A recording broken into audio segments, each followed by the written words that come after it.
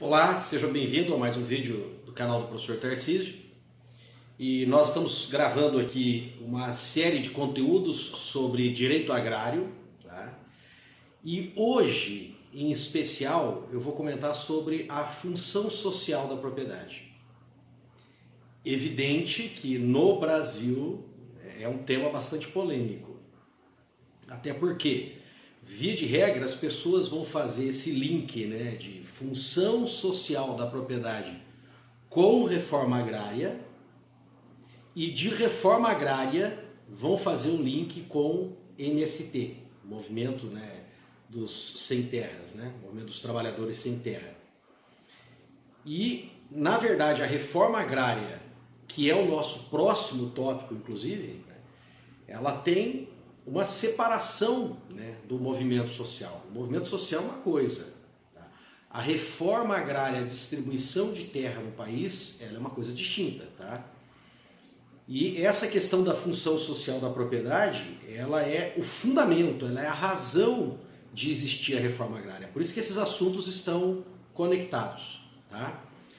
E para que você entenda isso bem, tá? Principalmente se você tem alguma relação na sua família, e quase todo brasileiro tem, né, com alguém que tenha propriedade rural, a gente tem que tomar cuidado porque a gente começa a misturar, né, aquela questão dos nossos interesses pessoais, né, da nossa situação em particular, ou do pai, ou do tio, ou de algum parente que tem a propriedade, que discorda inclusive da reforma agrária, discorda dos movimentos sociais, que pode estar inclusive ali numa zona, né, de risco, onde tem essa tensão social da disputa pela terra. Tá? Então a gente tem que retirar um pouco desse preconceito, senão nós não vamos ter capacidade de entender a importância da função social da propriedade, que implica nessa questão da distribuição de terras dentro de um país. E você vai ver como é importante, inclusive, para o equilíbrio, até um país como o nosso, que é um país agrícola, né, para o equilíbrio da produção. Tá? Quando você olha ao longo das gerações, você vai perceber o quanto esse tema é importante, o quanto nós temos que ter realmente uma forma de controle de distribuição. Tá bom? Bom, vamos lá. Primeiro, quando a gente começa a falar sobre direito, né, aplicação do direito, especialmente se tiver algum advogado assistindo esse vídeo agora, ou algum acadêmico do curso de Direito assistindo esse vídeo, nós temos que tomar um cuidado. Tá? Porque o direito, ele tem aquela aplicação dele mais legalista, tá? E ele tem aquele estudo mais sociológico, em alguns casos mais filosófico também. Tá? Vamos ficar aqui nessas duas searas. Né? A aplicação mais legalista, do dia a dia, ali num processo que você esteja trabalhando, e uma aplicação mais sociológica. Quando que a gente faz esse uso mais sociológico, quando a gente desenvolve essa sociologia no direito? Né? Quando, por exemplo, não tem uma lei sobre um determinado assunto, ela precisa ser criada a lei. Então aí se inicia a discussão pela realidade concreta, que é o que a sociedade está vivendo, aquele problema que a sociedade está encarando naquele momento, e estão ocorrendo problemas, então precisa de uma regulação. E daí vai ser criada uma lei para isso. Aí entram todos os aspectos econômicos, ambientais, né? A gente pode cair também para a seara filosófica, discutir as questões morais, as concepções da sociedade a respeito de determinado assunto. Quando que é a aplicação mais legalista do direito? Quando já não cabe mais tanto essas discussões. Por exemplo, quando você tem uma lei muito clara dizendo que isso pode ou não pode. Ou você já tem uma jurisprudência muito consolidada. Então, no caso da atuação de um advogado, por exemplo, quando você tem uma lei muito clara determinando um assunto, não cabe mais, né, ou uma jurisprudência, como eu falei, não cabe mais o advogado na sua peça, né, de defesa, por exemplo, nas suas manifestações, nas suas argumentações, ficar discutindo muito as questões sociológicas que envolvem aquilo. Por quê? Porque aquilo já está consolidado, já está definido. Então, essa aplicação não deixa muito espaço para o advogado vir com essas argumentações, tá bom? Porém, isso não acaba, né? Porque no campo doutrinário, nos artigos científicos, nos seus livros, aí os juristas podem exercer, né, essa liberdade que ele tem de dizer que uma lei é completamente absurda. Ele não vai escrever aquilo como argumentação, porque o juiz não vai aceitar, porque o juiz está restrito ou pela lei ou pela jurisprudência, né? Ele estaria perdendo tempo fazendo essa argumentação, mas ele pode expor isso, porque um dia a sociedade pode retomar essa discussão.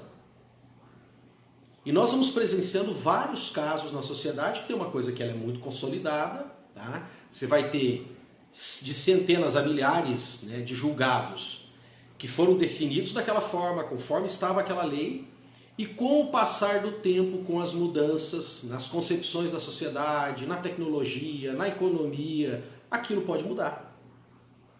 E aí eles retomam essas discussões que esses teóricos do direito faziam, tá? Tem um outro momento também que pode ter uma mescla dessa discussão sociológica, né, da realidade, com as leis. Que é quando a lei não é muito clara, ela deixa alguns espaços, ela deixa lacunas, e aí vai ter uma mescla, né? Vai se encaixar ali a lei, mas também a discussão sobre aquele tema. Lembrando vocês aqui, por exemplo, da discussão que teve, da ação que teve no Supremo Tribunal Federal quanto ao direito dos homoafetivos. Então o que aconteceu ali? Não é uma mudança de lei, né, mas é uma interpretação que foi feita a partir das concepções de família e de sexo e de gênero, né, que no caso, inclusive, o relator é hoje, né, o ex-ministro, que ele é aposentado, Aires Brito. Então ele discutiu essas concepções, então ele entrou, né, nessa mescla da interpretação mais legalista, ali, mais constitucional, e também nessa interpretação sociológica, filosófica, da moral da sociedade que vem mudando. Pode ser diferente? Pode. Né? Na Argentina, por exemplo, e outros países, foi discutida a própria lei. Então foi mudado o quê? A lei que permitia, que regulamentava essa questão da união entre pessoas do mesmo sexo. Tá? E nós estamos caminhando aí para outras mudanças, né? Porque agora existem as famílias poliafetivas que estão discutindo seus direitos também. Então, essa discussão aqui é inicial, gente, para diferenciar essa atuação mais sociológica do direito e mais legalista, quando a coisa já está pronta, já está discutida, já está numa lei, né, já está numa jurisprudência, é porque a gente vai fazer isso nesse momento agora. A gente vai discutir com vocês, né, essa questão do processo histórico da formação, da concepção do que seja função social da propriedade, resgatar alguns acontecimentos históricos que vão influenciar nisso. Depois a gente vai trabalhar com a lei. E depois nós vamos trabalhar com mudanças que estão para ocorrer na lei. Só que aí nós vamos fazer essa discussão lá na nossa aula sobre reforma agrária. Porque nós estamos com discussões de projetos de lei, né, especificamente um projeto nós vamos discutir, que vai impactar na concepção, né, na forma que ocorrem as desapropriações e, consequentemente, na reforma agrária. Tudo bem? Bom, fechada essa primeira etapa, essa primeira discussão, tá? Vamos dar uma olhadinha no processo histórico dessa questão da propriedade. As propriedades, inicialmente, né, não temos assim um farto material histórico, né, mas temos alguma coisa das comunidades primitivas e nos levam a acreditar que era uma propriedade comum, comunal. Né? Inclusive tem lá aquela discussão, né, da crise dessas propriedades dos bens comunais, né, que se todo mundo está explorando, leva a uma crise. Nós vamos conversar um pouquinho sobre isso.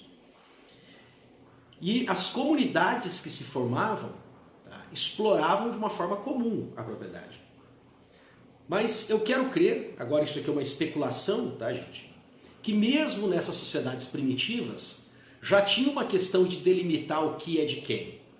Então, por exemplo, se formava-se ali uma determinada aldeia, um determinado grupo primitivo, e eles se utilizavam em comum daquela propriedade, é provável, né, aquela área era defendida por eles de outros grupos invasores.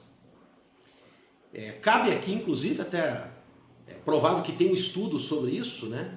Fiquei até curioso também fazendo esse raciocínio, que isso poderia ser verificado até mesmo das comunidades indígenas aqui. É provável que tivéssemos isso também. Comunidades indígenas aqui no Brasil, que tinham uma determinada área e entre eles o uso era comum. Mas havia uma disputa, né? Já tinha ali uma espécie de cerca de delimitação de que aquela área era daquele grupo. Então você estava estabelecendo algum tipo de propriedade. Com o passar do tempo, nós vamos ter o desenvolvimento, né, da sociedade, a formação de cidades, comunidades organizadas, o sistema legal. Um que vai impactar muito, né, até hoje, o histórico da formação das nossas leis, é o direito romano, onde a propriedade privada ela fica bem clara, bem estabelecida, porque ele tinha esse poder de usufruir, de fazer uso, uma concepção de propriedade absoluta, que é justamente o que se questiona quando fala de função social da propriedade. Bom, aí nós vamos dar um salto histórico e nós vamos chegar na concepção de propriedade ali na Idade Média. Você tem que lembrar que quando Roma formou aquele enorme império, aquele enorme estado, quando houve a ruptura, né, quando desagregou o Império Romano, esses povos que estavam ali dominados, eles de alguma forma se reorganizaram e foram formando esses outros reinos, esses outros estados que compõem hoje, né, uma boa parte ali do continente europeu. E formou-se então, principalmente na região da Europa, aquela estrutura feudal, onde um senhor reunia soldados, então ele conseguia propiciar segurança e ele era então o senhor absoluto daquela propriedade. Porém, as pessoas faziam uma espécie de uso comum dessas propriedades. Todavia, cabe lembrar que havia ali um processo de exploração, porque boa parte do trabalho daquelas pessoas que viviam sobre esse comando e essa proteção tinham que ceder muitos dias da sua semana, em alguns casos a maior parte dos dias da semana, tinham que servir de trabalho para a área de quem? Para a área, né, para o manso do senhor feudal. Muito bem, as cidades vão crescer, vão se organizar, vão fortalecer o comércio, e esse comércio forte faz surgir um outro grupo que passa a ter poder também, que são os burgueses. E daí nós vamos preparar o cenário para a chegada do quê? Das revoluções francesa, revolução inglesa, onde essa concepção de propriedade privada vai se fortalecer. No caso, qual que é o intuito agora? É defender a propriedade privada para aquele ex-vassalo? Não. Na verdade, é defender a propriedade privada do burguês, daquela pessoa que adquiriu poder, né, e dinheiro com o comércio, em relação à figura de quem? Dos reis, das monarquias absolutistas. E é consolidado, então, resgatado essa concepção, né, de propriedade privada que tinha, aonde? No Império Romano, de que é uma propriedade absoluta e que a pessoa não tem compromisso com o restante da sociedade. Se ele adquiriu, pagou por aquilo, teve herança daquilo, ele pode fazer o uso que ele bem entender daquela propriedade. Porém, nós vamos ter um probleminha aqui. Nós vamos ter um impacto enorme na vida das pessoas, porque começam a concentrar os bens nas mãos desses burgueses, dessas pessoas que vão adquirindo recursos para, consequentemente, adquirir as propriedades. Nós vamos ter a expulsão desses trabalhadores do antigo sistema feudal, e essas pessoas então vão se concentrar onde? Nas cidades, virando uma mão de obra bem barata, e já começa também a apontar um certo desgaste ambiental desse uso. Ainda incipiente, nem se compara ao estrago que as nossas explorações econômicas do meio ambiente fazem hoje, mas já começaram a dar alguns sinais. Então, próximo ali dos meados do século XIX, tá, gente? Começa, aliás, final do século XIX, né? Meados não, final do século XIX, começa uma discussão em torno disso, tá? E um grupo que é chamado, uma instituição que é chamada a apresentar a sua opinião sobre isso é a Igreja Católica. E por que a Igreja Católica entrou nessa discussão? Porque nós estávamos tendo ali o crescimento, o desenvolvimento do marxismo e, consequentemente, do comunismo, que começa então a questionar essa questão da propriedade privada. E que a propriedade devia ser um bem comum e preferencialmente controlado pelo Estado. E a igreja vai se manifestar sobre essa questão do uso dos bens em encíclicas, né? Os papas vão se manifestar através de encíclica.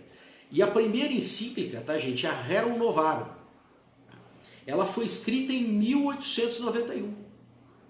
Então você perceba que o marxismo, né, apesar de não ser grande diferença aqui da data de falecimento, né, do Marx, mas o marxismo ele já estava relativamente consolidado, ele já estava se espalhando pela Europa, né? Então ele já era um pensamento, né, que tinha uma certa disseminação.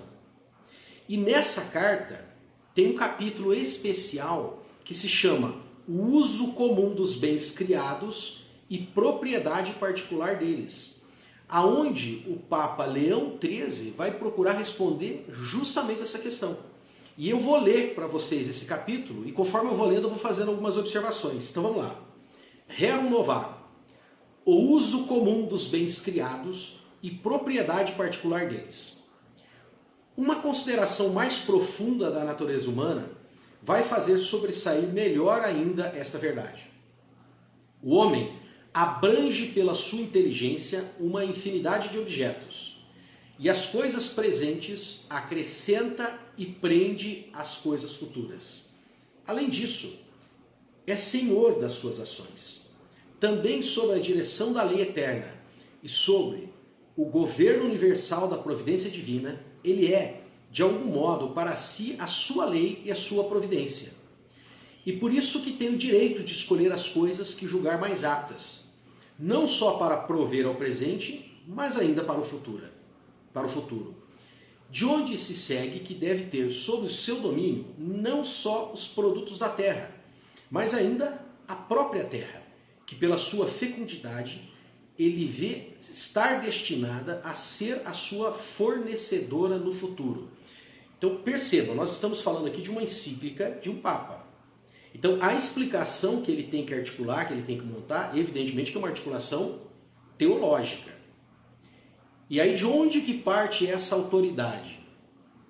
Da providência divina. Tem que vir de Deus. Da mesma forma que Moisés usou essa argumentação, né, no caminho pelo deserto, o que Moisés falava? Moisés falava assim, ó, vocês estão vendo essas pedras aqui? Não fui eu que escrevi. Quem escreveu aqui foi Deus. Deus mandou isso pra gente. Então a mesma coisa, o Papa tem que dar uma argumentação da qual a origem desse poder, a origem desse império é divino. E aí ele fala que vem do quê? Do governo universal da providência divina. Porém, o homem recebe isso da providência divina. Então o próprio homem também tem o direito de tomar essas coisas nas suas mãos. E se ele recebe isso e ele tem esse poder, é concedido pela providência divina esse poder, ele pode sim ser dono, tá, dessas propriedades e inclusive dono da terra. Vamos lá, continuando. As necessidades do homem repetem-se perpetuamente. Satisfeitas hoje, renascem amanhã com novas exigências. Foi preciso, portanto, para que ele pudesse realizar o seu direito em todo o tempo, que a natureza pusesse à sua disposição um elemento estável e permanente, capaz de lhe fornecer perpetuamente os meios. E do que ele está falando aqui? Da terra. Quem que vai o tempo todo propiciar isso? Principalmente alimentos, fibras, animais para o seu trabalho, animais para o seu alimento. A terra. É daí que saem esses frutos. E ela é que é o bem permanente. Porque o que ela produz se desgasta, mas ela está sempre ali para que, se for utilizada, for manipulada, for gerida por esse homem, ela pode continuar a dar esses frutos. E continuando, ora, esse alimento só podia ser a terra, com seus recursos sempre fecundos. E não se apele para a providência do Estado. Veja que ele vai fazer um contraponto aqui. Justamente ele quer rebater o quê? Ele quer rebater o Estado, que é colocado como o ser superior no lugar da providência divina. É justamente nesse debate que a igreja, nesse período, entrou em relação ao marxismo, que crescia muito, e o comunismo, consequentemente. Por quê? No lugar da igreja e de Deus, está se colocando o quê? Uma nova divindade, que é o Estado. E ele veio falar assim, não adianta você se socorrer ao Estado para tentar explicar isso. Porque o Estado é posterior ao homem. Olha a lógica que ele está fazendo. Quem que vem antes? Deus, que é eterno, sempre existiu e fez o homem. Então só esse que sempre existiu pode dar esse poder, essa autoridade ao homem, de exercer inclusive a propriedade. E o Estado, ora, o Estado é uma criação nossa, veio depois, inclusive é uma criação nossa, então ele nem se compara ao poder que cada ser humano recebeu da providência divina. Porque o Estado é posterior ao homem, e antes que ele pudesse formar-se, já o homem tinha recebido da natureza o direito de viver e proteger a sua existência. Então percebo que esses direitos fundamentais de vida e de proteger a sua vida e a sua existência, eles são anteriores ao Estado. O Estado é um instrumento que é criado e que tem regras, inclusive, para os cristãos, né, católicos e protestantes de uma forma geral, mas também para os judeus, né? Essas regras estão escritas no livro sagrado. Como deve funcionar esse Estado? Mas esse Estado é uma criação humana. Não se oponha também à legitimidade da propriedade particular o fato de que Deus concedeu a terra a todo o gênero humano para gozar, porque Deus não a concedeu aos homens para que a dominassem confusamente todos juntos. Aqui é bem claro e é bem essa frase que vai se construir depois, tá, gente? A partir dessa frase que vai se construir essa questão dessa doutrina, tá, social da igreja em relação à função social da propriedade. Então, olha que interessante. Não se oponha também à legitimidade da propriedade particular. O fato de Deus ter concedido à terra todo o gênero humano para gozá-la. Porque Deus a concedeu aos homens para que a dominassem, mas isso não pode ser de uma forma confusa. Então ele está querendo dizer o seguinte, a terra é na verdade um bem comum de todo mundo. Só que ela precisa de um sistema de administração. Ela precisa de um sistema de gestão. E esse sistema de gestão, que todo mundo vai fazer isso ao mesmo tempo, vira uma confusão. Então, é ideal que pessoas tenham ali a propriedade particular. Ele pode ter benefícios daquela propriedade particular, mas ele tem que ter uma concepção que na história da humanidade, aquela propriedade, na verdade, não é dele. É momentaneamente daquela geração dele. Até quando a gente pensa em relação aos próprios filhos, nós somos o quê? Gestores provisórios. É isso que a doutrina social da igreja ensina. Tá? Tal não é o sentido dessa verdade. Ela significa unicamente que Deus não assinou uma parte a nenhum homem em particular, mas quis deixar a limitação das propriedades à indústria humana e às instituições dos povos. Aliás, posto que dividida em propriedades particulares, a terra não deixa de servir à utilidade comum de todos. Então presta atenção nisso aqui, olha lá.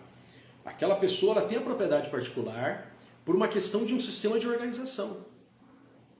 Porém, aquela propriedade não pode perder essa função que é servir à comunidade como um todo. Isso aqui é a raiz da função social da propriedade. Utilidade comum de todos, atendendo a que não há ninguém entre os mortais que não se alimente do produto dos campos. Óbvio, todo mundo depende do produto dos campos, né, da produção de alimentos. Quem os não tem, supre-os pelo trabalho, de maneira que se pode afirmar com toda a verdade que o trabalho é um meio universal de prover as necessidades da vida. Quer ele se exerça num terreno próprio, quer em alguma parte lucrativa, cuja remuneração sai apenas dos produtos múltiplos da terra, com as quais ele se comuta. Então é normal isso, que tenha essa propriedade nas mãos de alguém que está fazendo a gestão dele, que na próxima geração pode não ser, inclusive dos filhos, pode ser vendido para uma outra pessoa que tem aptidão para fazer aquilo e que queira, né, correr o risco de fazer a gestão, mas outras pessoas vão se beneficiar, porque a pessoa vai fazer uma outra atividade, vai ter a sua remuneração e vai poder fazer uso desses bens que são ali produzidos. De tudo isso resulta, mais uma vez, que a propriedade particular é plenamente conforme à natureza.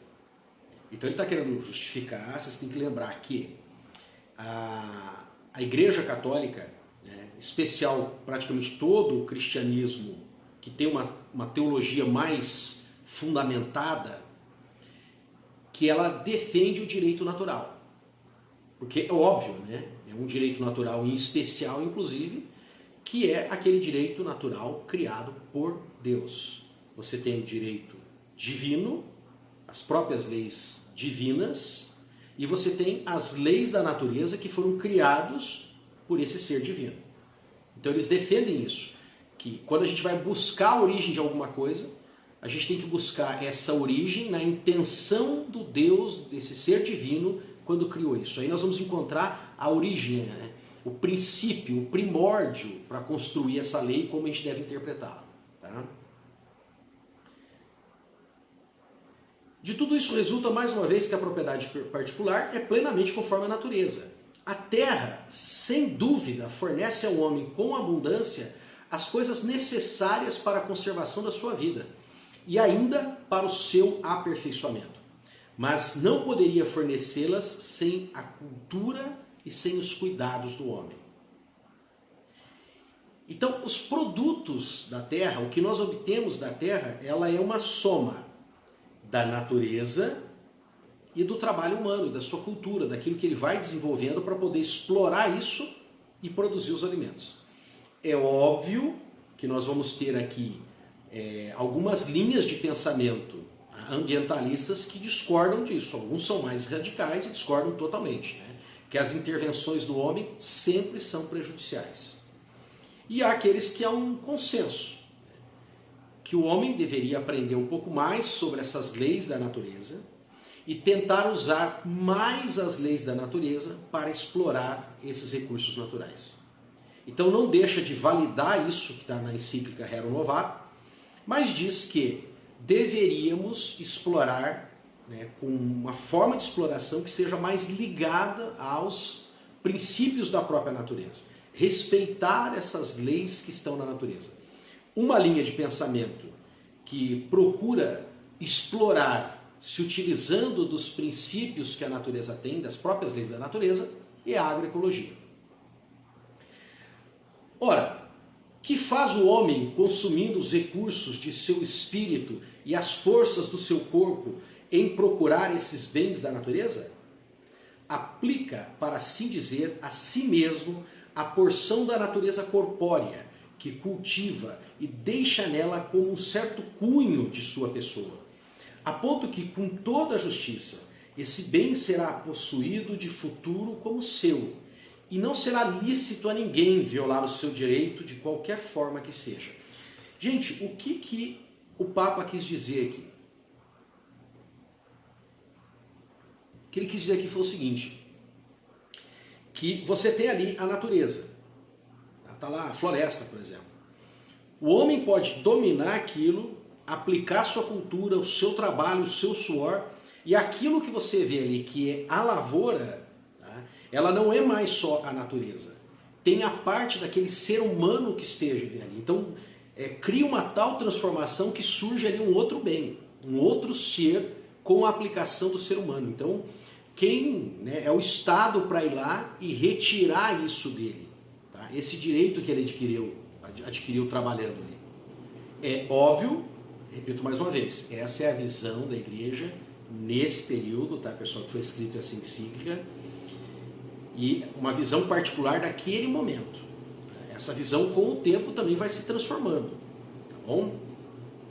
Bom, nós vamos dar um salto aqui, ainda continuando com as encíclicas, e agora nós vamos ver uma encíclica mais recente, que ela é de 1961, ela foi escrita por João XXIII, e ela se chama Mater et Magistra, né? Que é a igreja mãe e mestra. E sobre o que exatamente trata a Mater et Magistra? A recente evolução da questão social à luz da doutrina cristã. Então veja bem, aquele período que foi escrito a Rerum Novarum, ela era uma resposta ao quê? Ao crescimento do marxismo, do comunismo. Uma boa parte dela, pelo menos. Agora, nós estamos tendo o quê? Uma intensa exploração das pessoas no trabalho, já no ambiente urbano. E essa questão da propriedade privada, que lá na Rerum Novarum foi defendida pela igreja, agora ela vai ser amenizada. Por quê? Porque se consolidou aquela tradição do direito romano da exploração total e absoluta da propriedade. Então não há mais um uso comum das terras, já está consolidado o uso, tá? E nós temos muitas pessoas sendo expulsas das suas terras, isso nos mais diferentes países. Tá? Não é uma questão específica só de Brasil, que já passava por uma boa crise nesse período. Tá? Então eles vão dar uma amenizada nessa questão e aqui vai se consolidar mais claramente o quê? A função social da propriedade, a sua expressão mesmo. Então vamos lá. Diz, tá, gente, no item 19 dessa carta papal, a propriedade privada, mesmo dos bens produtivos, é um direito natural que o Estado não pode suprimir. Deixa eu explicar uma coisa para vocês aqui a respeito de encíclicas papais. Por mais que eu esteja dizendo para vocês aqui, preparando a leitura, e eu vou dizer, vocês vão ver agora que lá na encíclica Rerum Novarum estava numa defesa mais clara do direito da propriedade privada para combater a propriedade comunal do comunismo, tá? Aqui eles vão amenizar, eles vão tentar colocar um meio termo. Mas as encíclicas, elas não podem ter absolutas contradições. Não dá para um papa chegar e falar, olha, isso aqui está totalmente errado e nós vamos mudar agora. Entende? Então elas têm que procurar o quê? Uma consonância entre elas. Então, ele resgata reafirmando a Rerum Novarum. E quando você lê uma encíclica, você vai ver que sempre os papas vêm fazendo um resgate do que é dito sobre as encíclicas anteriores, para depois eles dizerem o que eles realmente querem dizer. Né? Para ter essa questão da tradição, né? Para ter uma relação entre as encíclicas, e essa relação tem uma lógica, tá? Não tem assim grandes contradições, ou pelo menos grandes contradições aparentes nas encíclicas. Então ele vai falar no início, a propriedade privada, mesmo dos bens produtivos, ele não está falando só de terras, tá? É um direito natural que o Estado não pode suprimir. Ponto. Consigo, intrinsecamente, comporta uma função social. Mas é igualmente um direito que se exerce em proveito próprio e para bem dos outros. Aqui eles dão a tacada. Lembra que eu comentei alguns aspectos lá, que eu falei para vocês, ó, isso aqui é a preparação, a gênese do que seria a função social da propriedade? Agora, na encíclica Mater et Magistra, de 1961, chega e consolida isso. Então fala, olha, essa propriedade que o Estado não pode tirar. Só que intrinsecamente significa, não tem como separar, você recebeu uma coisa e você recebeu a outra. Você adquire um direito e você adquire junto uma obrigação. Esse direito, tratado aí como um direito fundamental, né, o direito à liberdade, consequentemente a liberdade de ter as propriedades, você adquire uma obrigação junto à sociedade. E essa obrigação é cumprir uma função social. E lá em cima, né, quando eu li para vocês a questão da Rerum Novarum, na Rerum Novarum eu li para vocês, né, que ela tem que produzir. E ao produzir, as outras pessoas vão se beneficiar com isso, porque elas vão trabalhar, elas vão consumir, entenderam? Bom, também tem um cara muito marcante aqui, gente, que é Leon Duguay. Leon Duguay, tá, também meados aí do século XX, ele vai fazer uma, não é o único, né, mas assim, é o que ficou mais conhecido, inclusive esteve aqui na América do Sul, esteve na Argentina, falando sobre a propriedade, sobre a função social da propriedade. Então, ele fala que é de notar que hoje em dia os mais ardentes defensores da propriedade individual, os economistas mais ortodoxos, se veem obrigados a reconhecer que se a afetação de uma coisa à utilidade individual está protegida, deve-se, antes de tudo, à utilidade social dela resultante. O que ele quer dizer? Olha como que o Leon Duguay amarrou a coisa. Ele falou assim, qual é a razão da gente proteger do Estado, da sociedade, das próprias pessoas defenderem a propriedade privada, o direito à propriedade privada? Não é a propriedade privada em si, não é a propriedade, o direito em si. Ele não existe em si mesmo, esse direito à propriedade privada. É devido à utilidade que se obtém com isso. Inclusive, a gente pode questionar a existência. E há autores, né, há escritores, há doutrinadores, há pessoas que estão pensando, né, e não estamos falando aqui de comunistas, não, tá, pessoal? Nem socialistas. Há pessoas que estão questionando se realmente propriedade privada é um direito fundamental.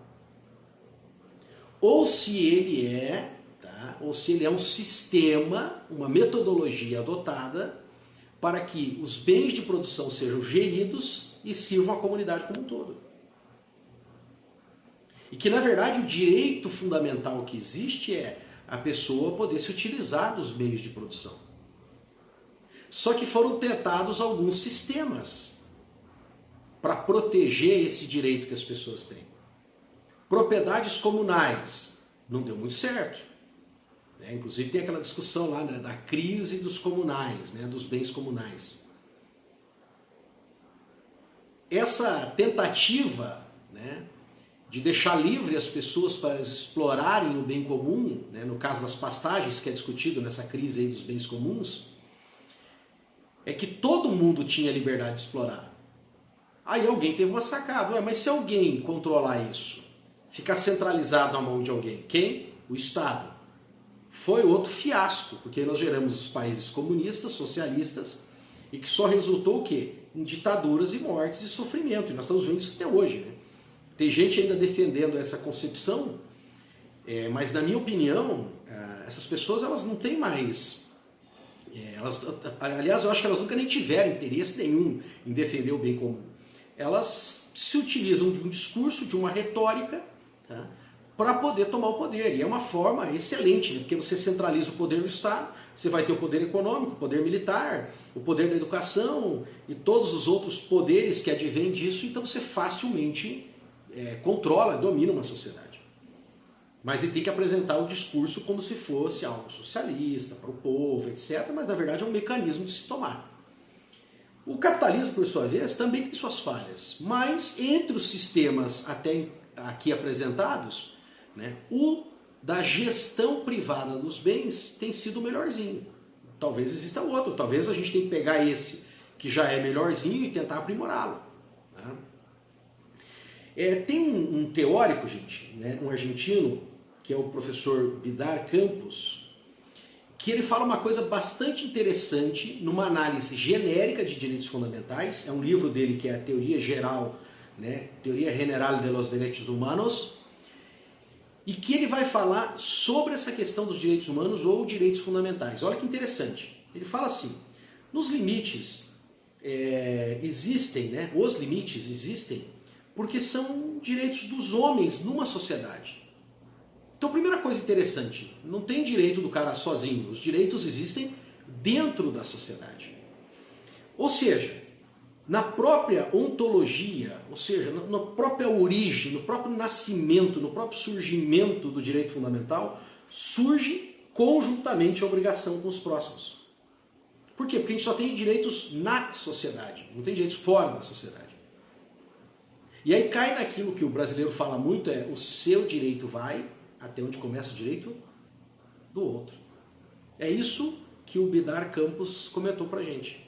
Então, surgiu mesmo que seja um direito fundamental, ele obrigatoriamente está limitado ao direito dos outros. Então, adquiriu uma propriedade, imediatamente você adquiriu obrigações em relação a toda a sociedade. Tudo bem? Muito bem. Então, estas, tá, gente, seriam as discussões de cunho filosófico, sociológico, né? E agora a gente vai começar a trabalhar com as leis brasileiras, propriamente ditas, né? Que falam sobre a função social da propriedade. A primeira que nós vamos ler aqui é o Estatuto da Terra, a Lei 4.504. Tá? Interessante que ela é de 1964. Perceba o período que a gente estava vivendo na nossa história. Lembra da encíclica, a encíclica, né, Mater et Magistra é de 1961, onde a igreja, né, na sua doutrina social, vai falar muito claramente, deixa explícito que as propriedades, né, têm que ter e cumprir com a sua função social. Então todo esse quadro aí é o preparo para surgir a função social da propriedade, que precisava de uma reforma agrária, né? O Estatuto da Terra, a Lei 4.504, ela foi escrita para tratar sobre a reforma agrária, e no seu artigo 2º, ela vai dizer o seguinte: é assegurado a todos a oportunidade de acesso à propriedade da terra, concedida pela sua função social, na forma prevista nessa lei. Então aqui já está determinando a obrigação. Olha só, está dando direito. Direito é o seguinte: todo mundo tem acesso a conseguir essa terra. Você não pode criar algo que impeça uma pessoa de ter terra. Se é de um outro particular, a pessoa tem direito a comprar, basta ele ter os recursos. O Estado, inclusive, pode providenciar essa distribuição de terras. Não é possível você, de alguma forma, impedir uma classe de ter terras. Porém, esse direito está intrinsecamente ligado ao quê? A uma obrigação, que é cumprir essa função social. Nesse artigo, o artigo 2º, ainda diz no parágrafo 1º: a propriedade da terra desempenha integralmente sua função social quando simultaneamente. Então, cuidado, que agora ele vai definir, né, vamos definir aqui legalmente o que é função social de uma propriedade rural, de uma propriedade agrícola. Deixa eu retornar àquela introdução que eu fiz da aula. Eu falei assim para vocês, olha, no direito você tem aquela questão mais legalista e você tem aquela discussão mais sociológica. Você pode discordar do que a lei está falando aqui sobre o que é cumprir a função social? Você pode discordar, você tem todo direito. Mas hoje isso está estabelecido. E mais, esse estabelecimento aqui depois foi elevado ao nível constitucional. Então vamos lá. O que diz, né, as alíneas do parágrafo 1º? Que para cumprir essa função social deve simultaneamente, ou seja, não basta um, não basta dois, não basta três, tem que ser todos, favorecer o bem-estar dos proprietários e dos trabalhadores que nela labutam, assim como das suas famílias. Ou seja, bem, ó, tem que ser de quem é dono, tem que ser de quem trabalha lá como empregado e das famílias que dependem dessas pessoas que lá trabalham. Ela tem que propiciar esse bem-estar. Manter os níveis satisfatórios de produtividade. Aqui ficou genérico, tá? Aqui ficou genérico. Então caberia discussão. O que foi feito? Foi criado lei. E essa lei ainda ela é genérica, então é criado normativa por um órgão executivo. Mas isso aí eu vou falar na aula de reforma agrária. Tudo bem? Então lembrando, ó, ele fala, tem que manter níveis satisfatórios de produtividade. Ótimo. É muito genérico. Então vai ter uma lei que vai especificar mais e depois ainda vai ter normativa feita pelo executivo, que ela sofre adequações. Tá? C. Assegurar a conservação dos recursos naturais. Daqui a gente pode fazer um aporte aonde? Lá no Código Florestal, quando ele determina proteção de reserva legal e proteção de áreas de proteção permanente. Você pode discordar? Mais uma vez, você pode discordar, mas hoje a lei estabelece isso e uma lei, evidentemente, linkada a outra, mais uma interpretação holística com a Constituição, é uma obrigação que a pessoa tem de cuidar, não só de ter, mas de cuidar da preservação das APPs e das reservas legais. D. Observar as disposições legais que regulam as justas relações de trabalho entre os que possuem e a cultivam.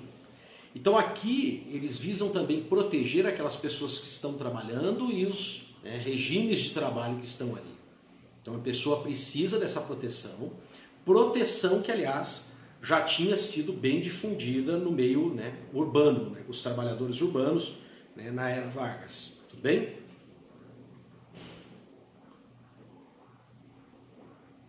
Bom, lá no artigo 13 dessa lei, nós vamos ler o seguinte: o poder público promoverá a gradativa extinção das formas de ocupação e de exploração da terra que contrariem sua função social. Ou seja, você vai subir ali em cima. Tá? Você vai pegar aqueles critérios. Você está lembrado? Dos critérios, que são os 4 critérios, olha lá. Ela tem que estar cuidando do bem-estar de quem trabalha e de quem é dono. Manter os níveis de produtividade. Respeitar os recursos naturais e respeitar as leis trabalhistas. Então, são os 4, e lembra da palavrinha? Simultaneamente. Então, quando tem algum tipo de fiscalização que está tendo uma ilicitude em cima de um desses itens, do bem-estar das pessoas que estão ali, desrespeitando leis trabalhistas, desrespeitando as leis ambientais, desrespeitando essa questão dos critérios de produtividade mínima, pode ter o quê? A desapropriação. Porque ela não está cumprindo com a função social. Então, basta para ter a desapropriação. Basta descumprir um desses. É lógico que depois que eu terminar esses capítulos aqui da parte teórica, eu vou pegar alguns julgados e analisar com vocês. Evidente que aqui também tem algumas flexibilidades. Vocês vão ver que juízes, desembargadores, eles aplicam essas flexibilidades. Bom, vamos corrigir aqui um pouquinho, Eu li o 13 com vocês e eu pulei o 12, Então, o artigo 12 diz o seguinte: a propriedade privada da terra cabe intrinsecamente uma função social e seu uso é condicionado ao bem-estar coletivo previsto na Constituição Federal e caracterizado nessa lei. Vale lembrar, gente, que a Constituição da época era outra. Nós estamos vendo a Constituição de 88. Tá? Mas essa lei, ela foi, o Estatuto da Terra foi recepcionado pela nossa Constituição. Bom, vamos lá. 13 a gente já trabalhou. 18. A desapropriação por interesse social tem por fim. Então vamos lá. Então, acontece o seguinte. Lembra que você tem os 4 quesitos para a propriedade estar cumprindo sua função social. E não basta 1 ou 3. Tem que ser os 4. Beleza? Tem que ser os 4. Bom, e se for ter uma desapropriação, essa desapropriação vai servir para quê? Então vamos ler isso agora no artigo 18. Condicionar o uso da terra à sua função social. Ou seja, primeira coisa, se não estiver, não adianta desapropriar para ela continuar não fazendo aqueles quesitos. Lembra? Os 4? Então vai ter que ser para cumprir esses 4 requisitos para que ela então cumpra a sua função social. B. Promover a justa e adequada distribuição da propriedade. Percebam aqui. Por que acrescentar isso? Porque se você observar os 4 que foram citados para cumprir a função social, não há ali propriamente um impedimento de concentração de propriedades, de bens, desde que elas estejam produtivas. Tanto que nós não temos um limite para tamanho de propriedade. O que nós temos é o quê? Limite técnico em relação à produtividade daquela propriedade. E pode-se gerar, assim, um efeito de concentração muito grande de bens, de terras? Pode. Então, as reformas agrárias, elas podem ser feitas, inclusive, para equalizar, para equilibrar essa concentração, essa estrutura fundiária. C. Obrigar a exploração racional da terra.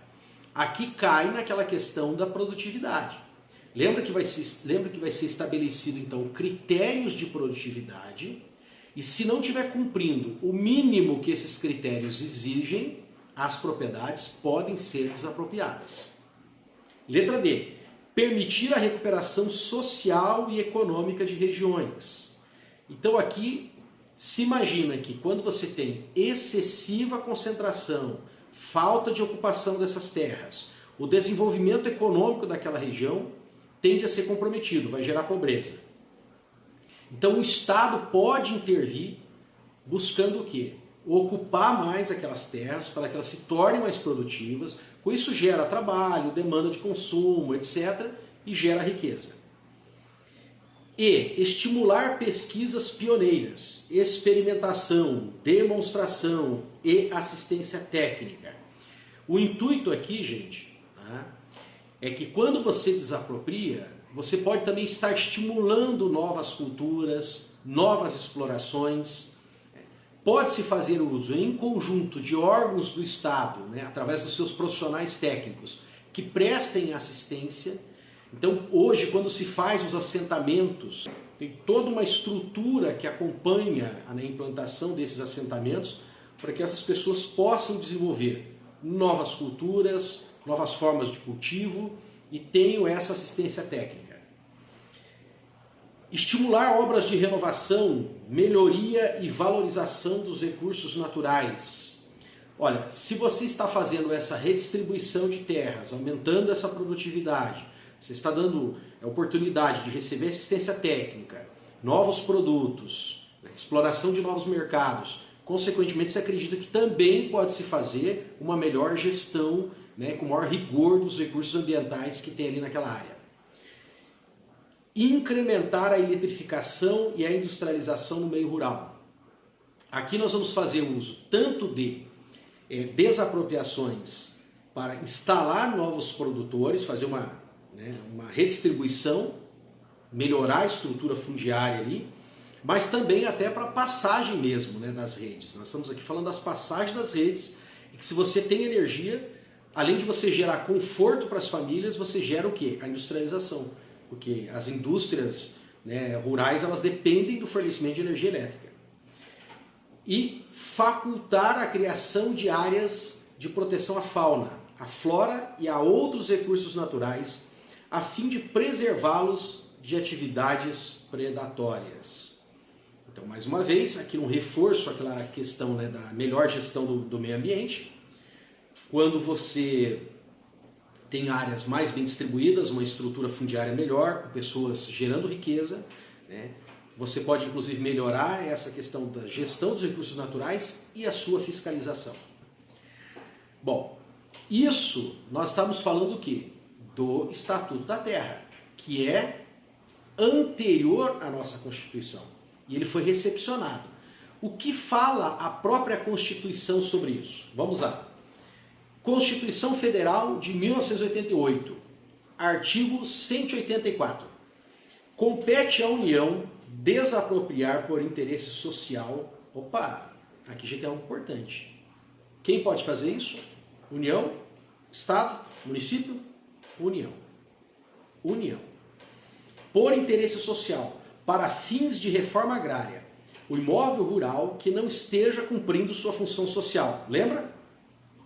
Pode ser por qualquer um deles. Não cumpriu um deles, já não está cumprindo sua função social. Mediante prévia e justa indenização em títulos da dívida agrária, com cláusula de preservação do valor real, resgatáveis no prazo de até 20 anos, a partir do segundo ano de sua emissão, e cuja utilização será definida em lei.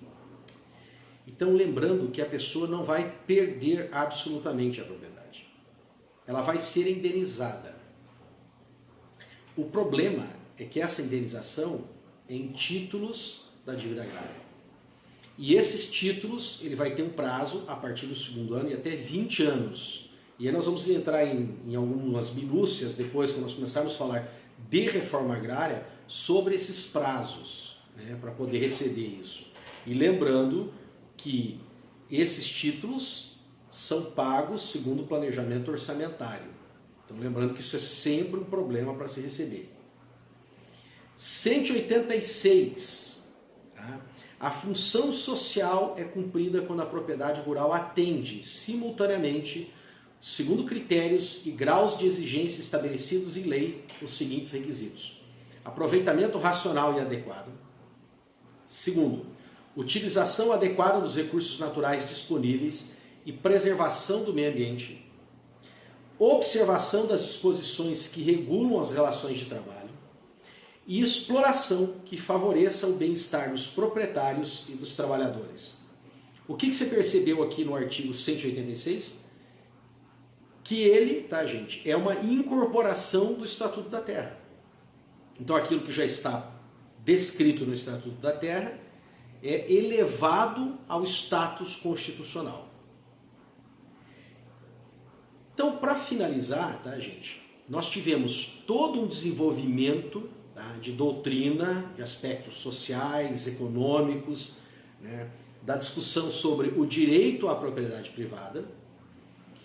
O que a sociedade que nós vivemos hoje achou por bem desenvolver, que é o melhor modelo até então, que é sim o direito à propriedade privada, porém, ao adquirir essa propriedade privada, a pessoa adquire também obrigações.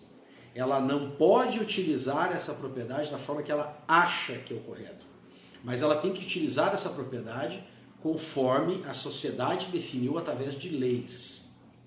Essas leis, começando com a nossa própria Constituição, Estatuto da Terra e depois leis específicas que eu vou discutir com vocês na aula sobre reforma agrária. Então, como que é utilizado a sua propriedade?